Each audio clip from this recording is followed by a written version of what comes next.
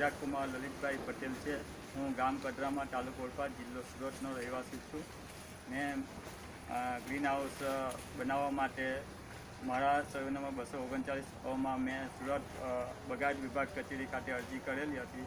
એમાં મેં મારા 4000 ચોરસ મીટરનું ગ્રીન હાઉસ મારા 239 સર્વે નંબરમાં બનાવેલ છે।